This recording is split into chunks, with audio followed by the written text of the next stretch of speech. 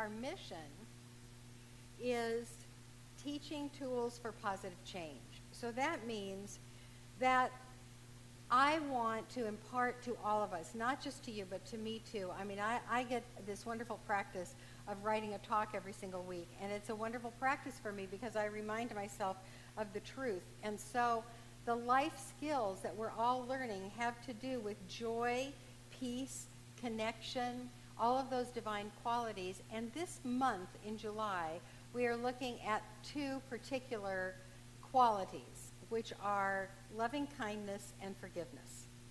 So all month long, I've been sharing that we have work to do, and that the world is changing, and that we're all on the transition team. So I actually joined something this week, and I'll tell you more about it next week, because next week I'm going to be talking about community and everything. So I came across this site about world transformation, and so they have podcasts and things. So I joined it for free. I'm going to learn some things, I imagine. And they said, do you have comments? And I wrote in, the world is changing and I am on the transition team. So they know who they have there. I also have been sharing with you this concept that when the world is in transition, when the world is in chaos, the energy that we put forth towards love and peace and connection has a greater impact than if we work when the world is in stability, when it's stable. When it's not stable, our efforts have greater impact. When it is stable, it's harder to work on that as far as impacting the system. And in the book that we're using this whole year, that some of you are using, this is the Manual for the Peacemaker by Jean Houston. I came across one of the places that she talks about why that is, that when a system is in change, that it is especially important for us to work. So she talks about the sunset. The sunset stands for old ways and expectations. Moving towards the sunset can symbolize retreating into old habits, contracted attitudes, and tunnel vision. I use the term sunset effect to describe what happens when the old ways flare out with great authority, majesty, and power, like the sun in the western sky, before eventually sinking beneath the horizon of history and culture. So what I'm asserting is that we are in that time now, when the sun is flaring out with the old ways, with authority and power, and that before it sinks. So we are in this time of transition before the new beginning, and that's when it's especially important for us to do our work. So every week we bring a quote from home office that suggests this in the notes for the suggested talk, and that's basically the only thing I use pretty much is the quote. This is a good one. So the quote today comes from the What We Believe essay by Ernest Holmes, and it is, "We believe in the eternal goodness of life." We believe in the eternal goodness of life. So I want to know if I'm giving the talk to the right people. How many of you can absolutely believe this completely? I might be giving this talk to the wrong people. Or maybe I'm just giving it for me. How many of you look at the world that when we look at it, it doesn't look like it works for everybody? Okay, see, that's what I mean. So when we look at the world and we think, you know, this doesn't look like it's working too well, it's hard for us to just go blithely on and say we believe in the eternal goodness of life, unless we've been studying a long time. And I know that many, many, many of you could explain that to me right now, but I'm giving the talk, so I'm going to explain it. So the title of the talk is, Could Our Life Be Better If We Got Rid of Good? The reason that I say this is that when we use the term good, it's such a generic term, and it sort of begs the question, well, good and bad, right? We've got good, and it's a dichotomy. It's sort of, that word kind of comes up, at least in my consciousness. Because what happens is that both good and bad are really too simplistic, I think, for the world. It gives us two extremes with no nuances. So a lot of times we don't really know what's good or bad if we still want to use those terms, because something starts and then it looks like it's going to be bad and then it turns out good, or vice versa. And there are many, many stories to this wisdom. I'm going to read one of them. This is the story about the Chinese farmer, and it comes in many, many versions. You've probably heard it before, but this is the way this one goes. A Chinese farmer gets a horse, which soon runs away. A neighbor says, "Oh, that's bad news." The farmer replies, "Good news, bad news, who can say?" The horse comes back and brings another horse with him. "Good news," says the neighbor. Well, the farmer says, "Good news, bad news, who can say?" The farmer gives the second horse to his son, who rides it, then is thrown and badly breaks his leg. "Oh, so sorry for your bad news," says the concerned neighbor. The wise Chinese farmer says, "Oh, good news, bad news, who can say?" In a week or so, the emperor's men come and take every able-bodied young man to fight in a new war. The farmer's son is spared because of his broken leg. So when we call something good or bad at the outset, it sometimes is too simplistic. It's shallow. Well, let me read Let me read that quote again. We believe in the eternal goodness of life. So imagine just going on the street and saying that. And how many people would respond to that with, it's too simplistic, it's shallow, it's naive, it's lacking compassion, and it's turning away from the hardship of many. When you just look at them and say, "Oh, life is great," right? And no, they're not having a good time. So I think what can happen is that we turn people off to this empowering philosophy if we hit them with positive, simplistic statements too soon, like life is eternally good. And I know this from experience. My first husband came from a family that was very, very difficult. A lot of pain in his family. And he escaped his family, but he didn't escape their consciousness. And so he would have been so angry at that statement because his life did not reflect eternal goodness. And me, when we were courting, I was in prac class. And I was too simple for him. And you know, it's really interesting. I have at least one prac student here today. And at least 3 times in prac 1, I have said, what I want for you when you're a practitioner is to do no harm. And the students were going, "What? We're not going to do any harm to anybody. We are learning these spiritual truths. We are going to just help people. We are not going to harm people." Well, I did.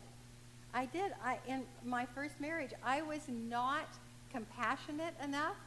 I would say things like, look for the good and praise it. Change your thinking, change your life. I mean, I was lucky that he didn't just swat me.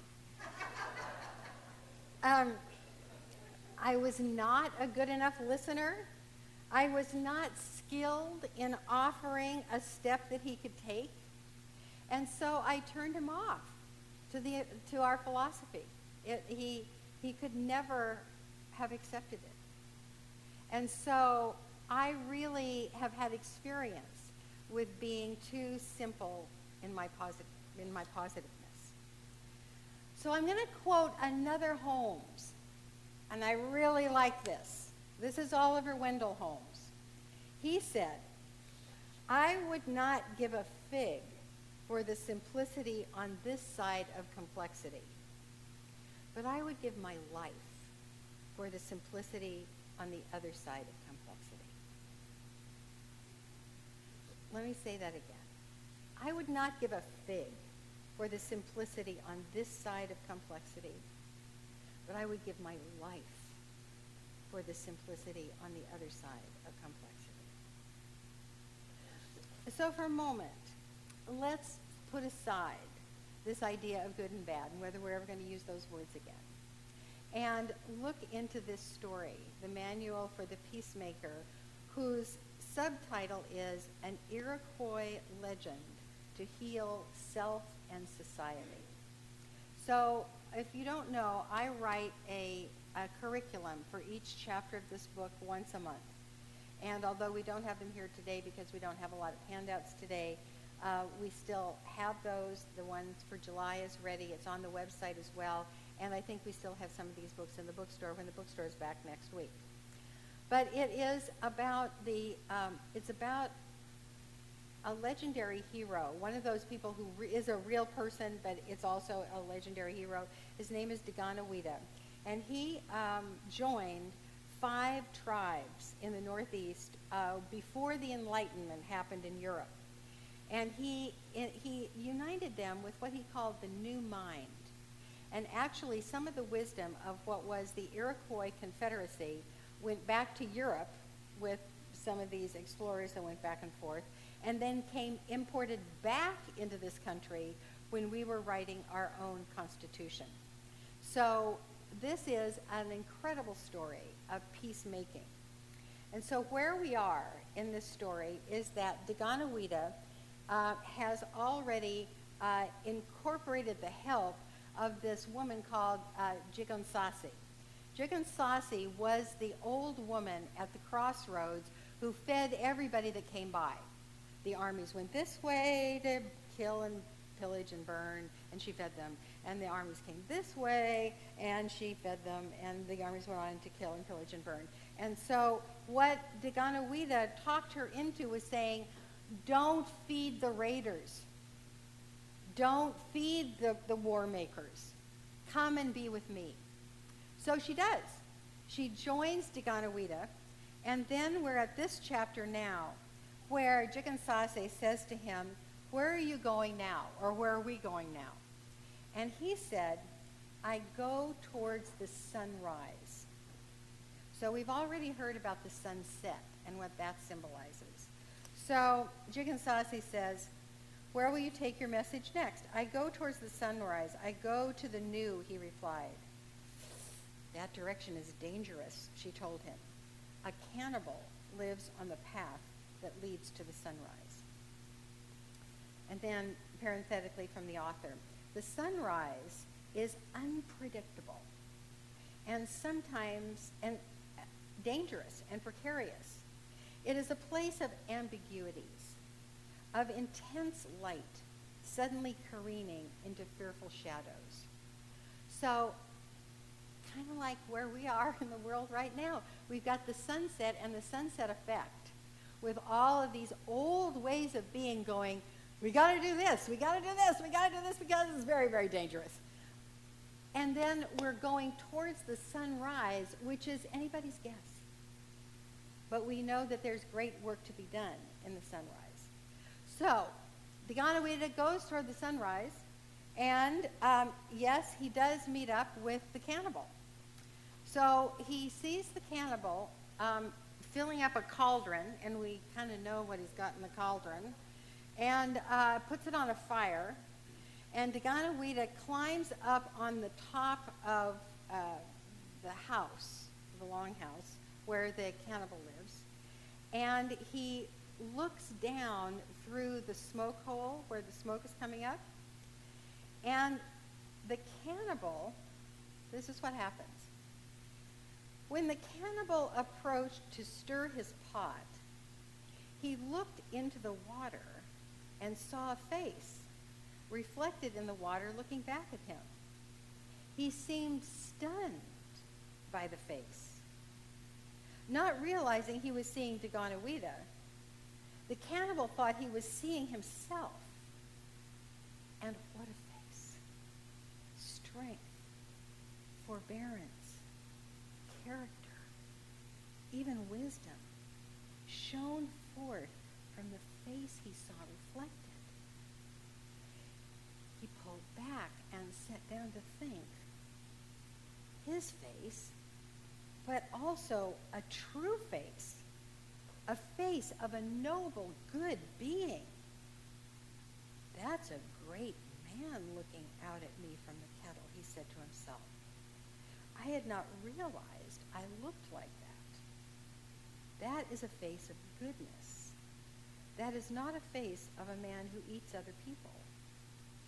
He began to think about his situation, about who he really was and what he had become. This is the dawn of the new mind, willingness to look fearlessly at what we have created in our lives. So the cannibal is really struck by this, and he reconsiders his choices. And he says to himself, I don't know what else I can do, but I can't keep doing this. This is the point of transformation. I can't keep doing this. I don't know what else I'm going to do. So he says, once he acknowledged the truth of his true face, the cannibal realized that he could no longer act as he had acted without conscious mindlessness and compassion. Struck with remorse, he took action immediately. He carried the kettle with its human stew out into the forest, burying it in the space left by the roots of an overturned tree. Now my conscience is torturing me, he said. So what happened then is that Daganoweda came down from the roof, and the cannibal and Daganoweda kind of meet and talk. And the cannibal is kind of spacey, as you might imagine. Filled with wonder at what he had experienced, the man began to speak of the miracle of the face he had seen reflected in the water. He spoke eloquently, beautifully, sorrowfully. Today, something happened to change my life.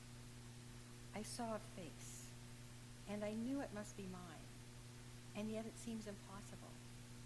It was not the face of a terrible man who has lived here. I know what I have been, and yet my face tells of a wondrous kindness. Now that I see what I really am, I am in anguish over what I have become. What can I do? And so he and Daganoweda talk about what can be done.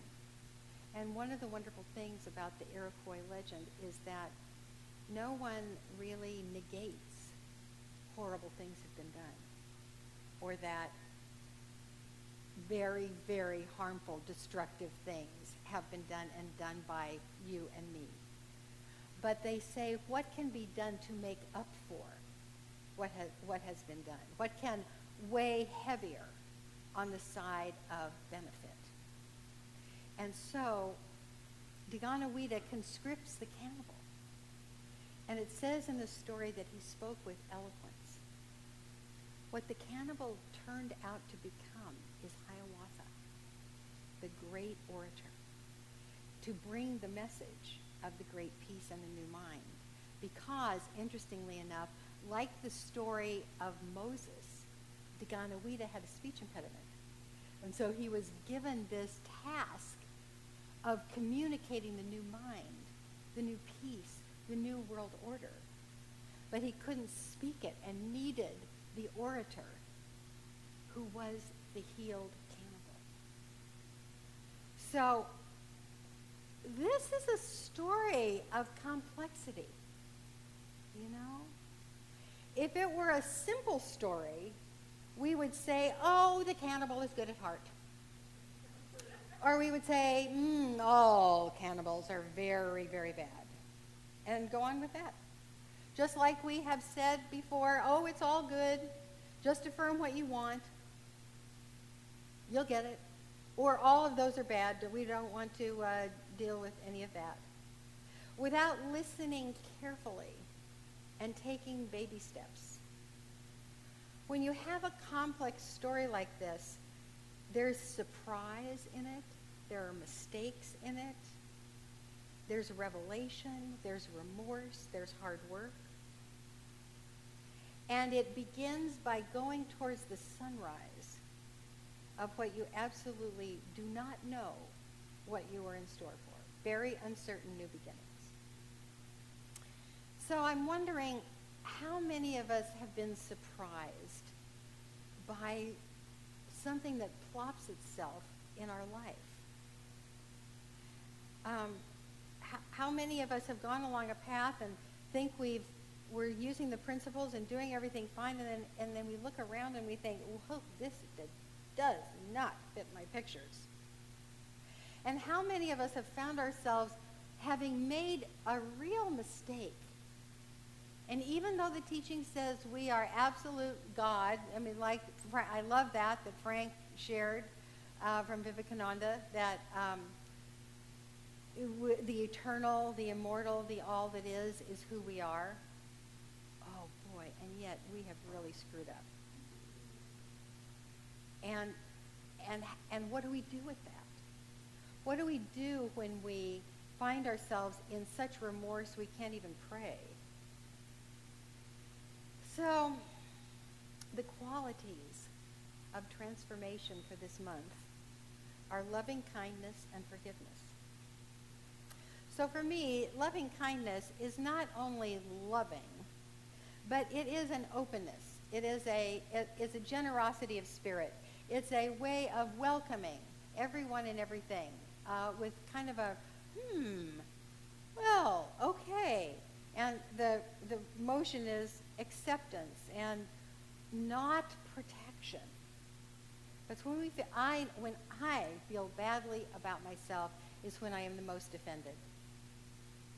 When I feel bad, it's so painful for me to feel badly about myself that I act badly, you know.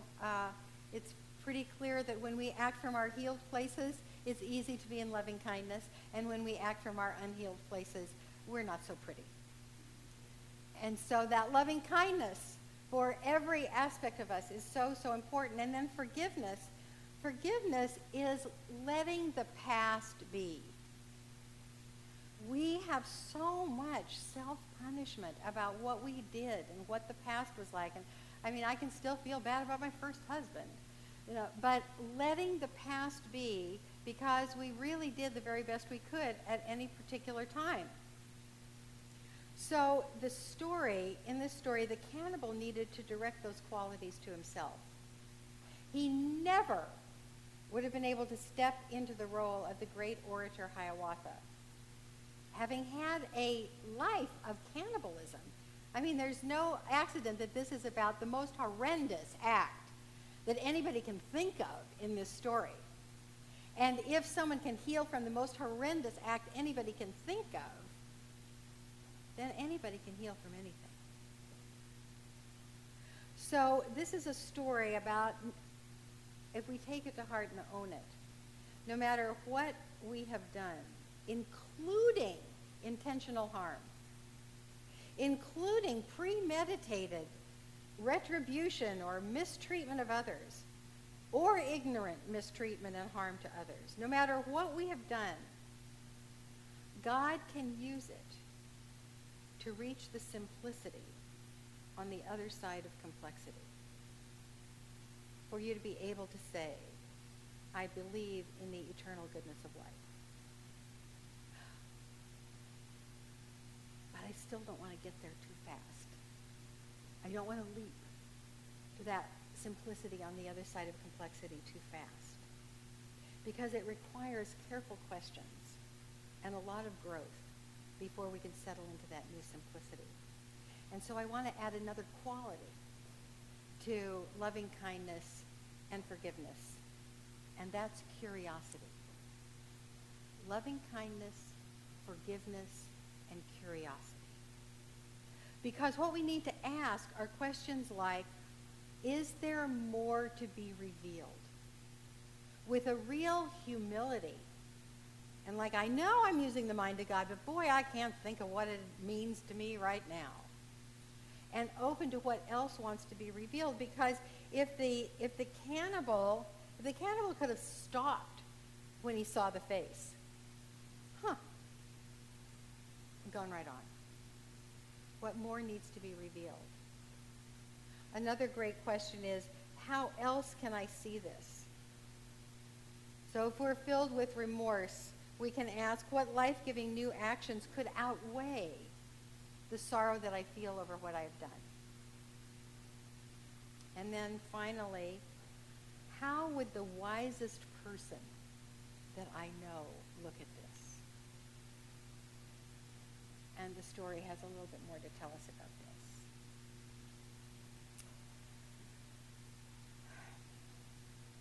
this. Daganawita listened to the story and replied, "That is a wonderful story.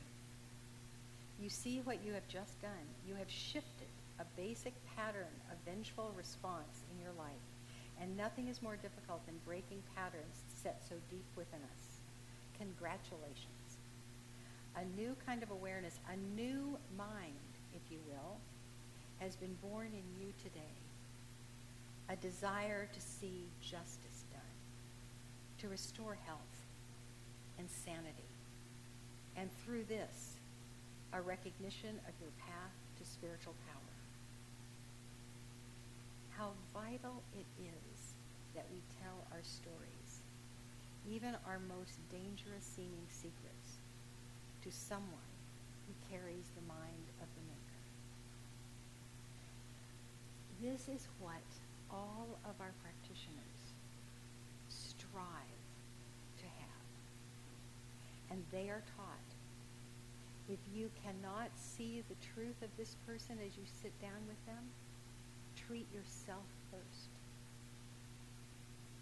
So that when you sit before one of our practitioners, you have someone who is centered in loving kindness and forgiveness and curiosity, and that receptivity that can hold anything you tell them and transform it into empowerment. So I encourage you to use them.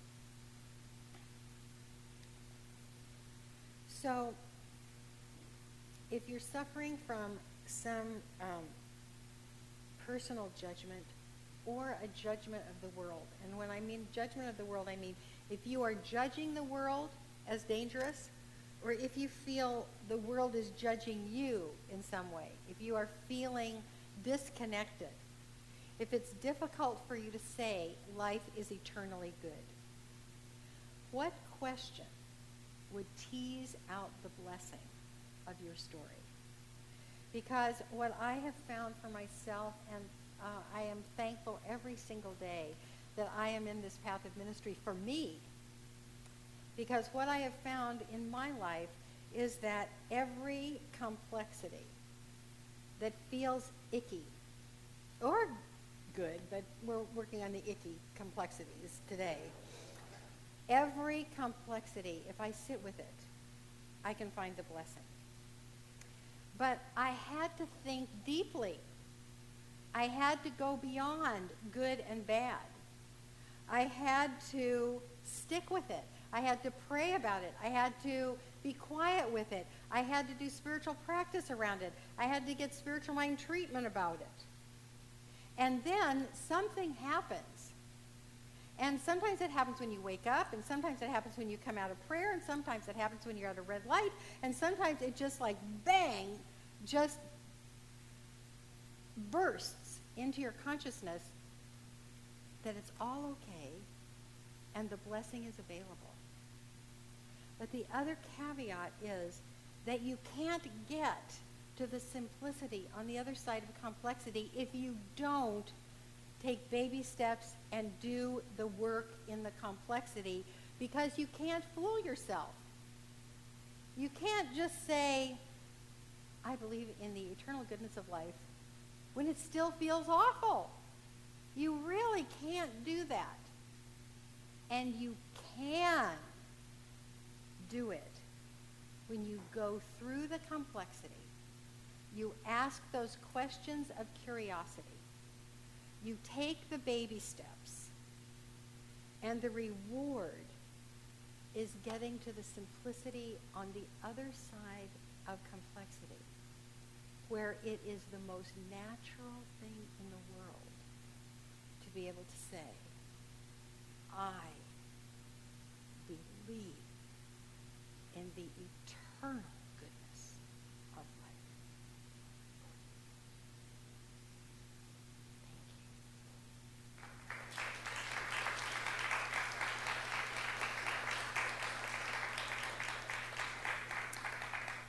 you. So even though we don't have PowerPoint, I do have spiritual principles and a practice for you. And that is, the spiritual principles are, everything is a blessing, and life is eternally good. And the practice is, find the goodness by going through all that is seemingly unlike good. As we go into the inner work today, I'm going to begin by a wonderful, wonderful meditation by our founder. So I invite you within. Come, thou great and infinite mind, and inspire me to do great deeds. Acquaint me with thy knowledge, and in thy wisdom make me wise. I would be taught of thee, inner light, and inspired by thy presence. I will listen for thy voice, and it will tell me of great things to be done. I will walk in thy paths, and they will lead me into all good. I will be inspired from on high. O wonderful presence, flooding me, filling me with thy light. Thou dost inspire me. I feel the inspiration